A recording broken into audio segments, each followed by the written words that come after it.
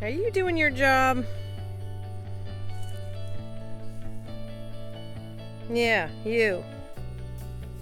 Hey guys, this is Megan from You Go to Be Kidding. This week we're out here with the goats. That is Oak, our buck, and he is in with our ladies. And so this is what we're working on this week. I won't get too graphic over here. But yeah, we've been having some issues, so I wanted to kind of touch base and let you know what's been going on and talk about our goat troubles. Hello, Tansy. So we have 5 mama goats we're looking to breed. Tansy here, and then Cedar is the brown and white spotted one. Maple is the tan one there in the back. Oak is our buck. The white goat is Wisteria, and the black and white one laying down is Ivy. Hello, Miss Tansy. You're just trying to get in on the photo shoot. So these are our main breeding mamas. They all gave birth for us this last year, and we've kept some of their daughters on hand. But these are the 5 ladies we'd like to rebreed for the 2025 season. Yes. And all was going well, or so we thought. I was monitoring when the ladies came into heat, and we would bring them out and make sure that Oak got a chance to do his job, and he was doing it. He fathered all of last season's babies. He's a proven buck, so I thought we were all good. But unfortunately, in the last week or so, all of the ladies have started coming back into heat that I thought were bred already. And so that is a huge problem. I'm not sure why. I don't know what's going on. But so I have resorted to separating these guys out and making sure that he is with them full time. And hopefully that will solve our issues. It is already the end of October, and so I'm pretty disappointed if we don't get some early February or late, early October equals a late February baby. And I like having the babies earlier because of the spring rains. Cedar, you're being silly. Anyway, these guys are in here together, and hopefully all will go well from here. So usually we try to get everybody bred right around the beginning of October, end of September, beginning of October, and that gives us late February babies. And so then it's still cold enough where we aren't struggling with the parasite load of a wet, kind of warm spring here in Middle Tennessee. I actually like having them when it's a little bit colder. So I even tried to get some of these girls bred like middle of September. Whoop, somebody just poked me. And so I thought we were on the right track, but just the other day, yesterday, Wisteria came back into heat, and Ivy came back into heat a few days ago, and he's awfully interested in Tansy, which might mean that she is about to go back into heat. And I have to admit, I'm pretty frustrated, but I think I'm most upset because I don't know why. I don't have any idea why he would be having trouble doing his job this time around. He is our proven buck from last season. He bred all these ladies last year, and we got great babies out of him. He is doing well. He seems to be in great health. He's got minerals. The girls all have their minerals sorted out. I'm really looking forward to this next spring with our mineral buffet program. I feel like all the moms are just in like the best health they've ever been. They all look so good. They've been doing really well, and so I was hoping that we'd have a really awesome crop of babies. And I have to say I'm feeling a little discouraged. Now I have plenty of time. They should continue to go into heat all the way through probably December. So I have plenty of time. But what that means is that we'll have our kidding season a little bit later in the spring. That means that it'll be warmer and muddier and wetter, and that's a really bad time for parasites. So that will just be extra management on our part, but it kind of comes with the territory.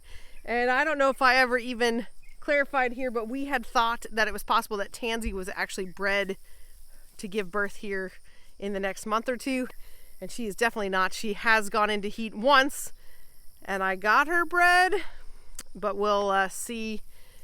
We'll see what happens in the next few days here. So, yeah, this is our goat update. We have Little John and Mr. Fox and Sox still over just by themselves, and then all the babies are out back where the moms used to be, and so we've just left them separated. It makes it nice because then I still have 2 babies, Maple and Wisty's babies. We're still nursing on them if I didn't tape their teats. So I have to admit, not having to tape them is nice. That's a convenience thing, but definitely not something I was looking forward to. We have always had really good luck with just, it's basically driveway breeding. We watch for the ladies to go into heat. We bring them over to the buck. He does his job and they are good to go. We've never had any problem with that. So every year, something new to learn, new experiences to have. And, I guess that's just part of having livestock, but definitely a kind of disappointing one this time around. So another thing we've been dealing with is it is still so dry here. We are not getting the rain that we would usually get in the fall, and I would bet that's happening other places too. Man, if you are struggling with drought, let us know in the comments. We can commiserate with you. But it is so dry. I'll pan over here. This is October and the weather has been gorgeous in the 70s.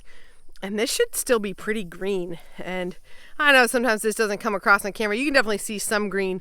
But overall, this is really brown and dry. And it just should not be this brown already. It should have grown some more. We've had a few cold nights. A few frosts, but even my garden is not yet dead. I still have plenty of things growing. I've got tomatoes still going.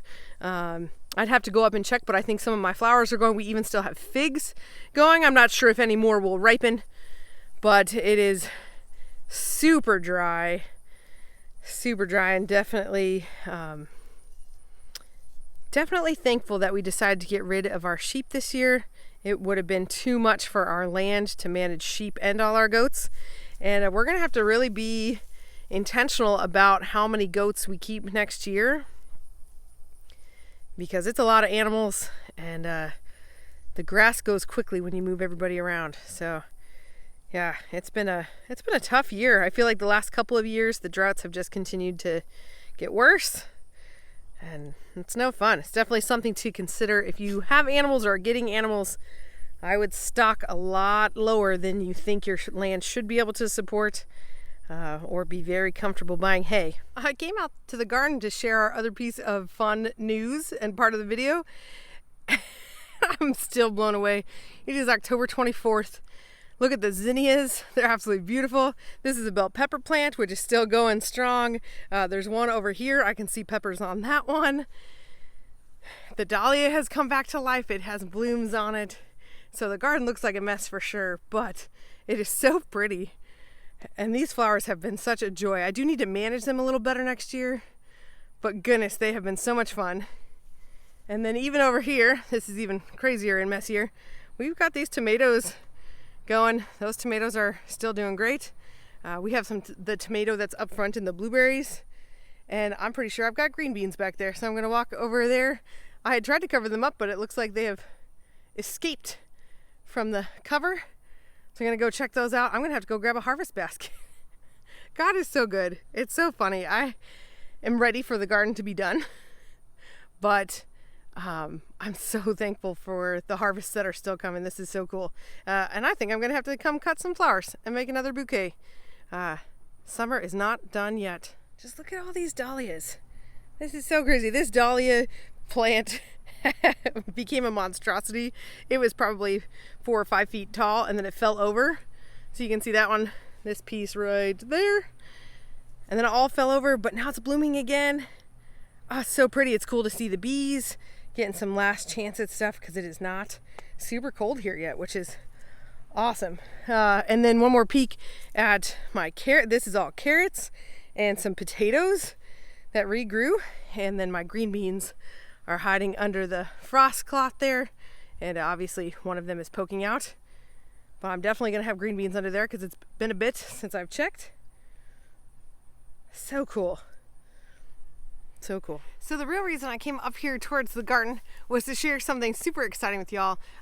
We actually had a chance to meet our neighbor, and he is retiring from market gardening, and he is selling us his greenhouse. I'm so excited.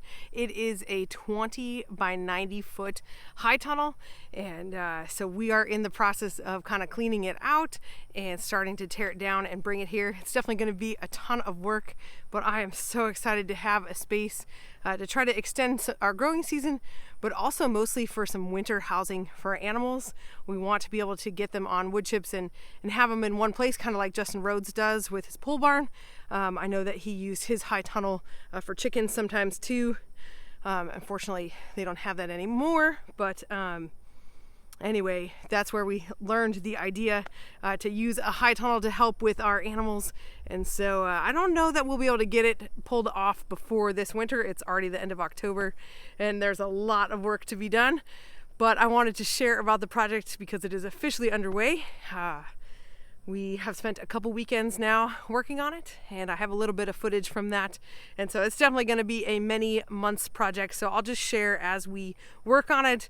I don't think there's really any hope in saving it for a single project video. Maybe the putting it up, if we can pull that off in a timely fashion, but we've got a bunch of work ahead of us, and so I want to show you the greenhouse and kind of show you some of the work we got done on it these last few weekends.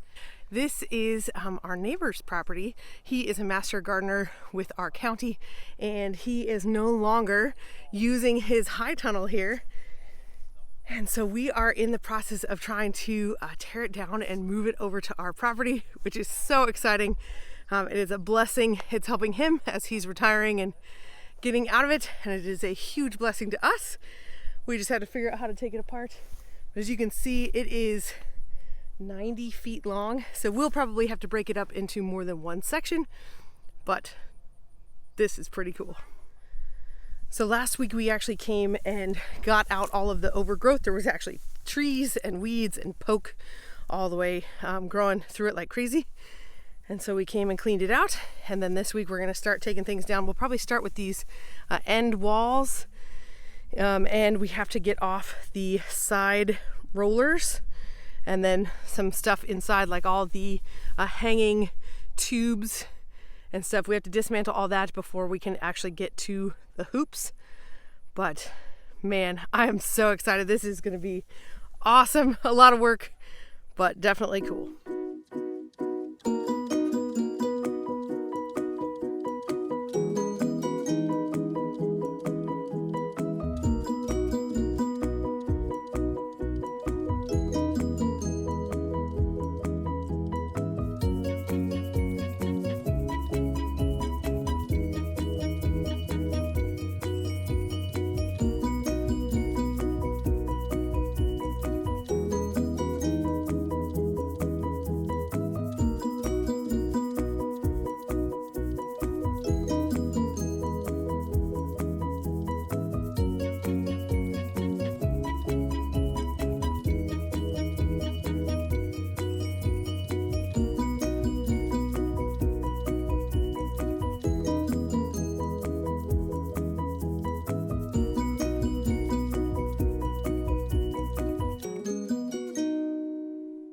We're finished up for today. We got the all the side posts down, and we're taking those home. We got the end wall off, but we're calling it quits for now because we have other things to do today.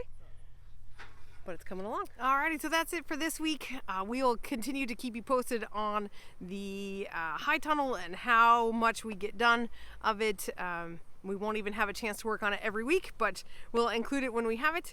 And hopefully the goats will be taken care of now with Oak staying in there. He will just be in there for the next few months just to make sure everybody's covered. And hopefully we get some rain. So that's the update for us: goats, greenhouses, and rain. We all need it. So thanks for watching. We appreciate you, and we'll see you next week.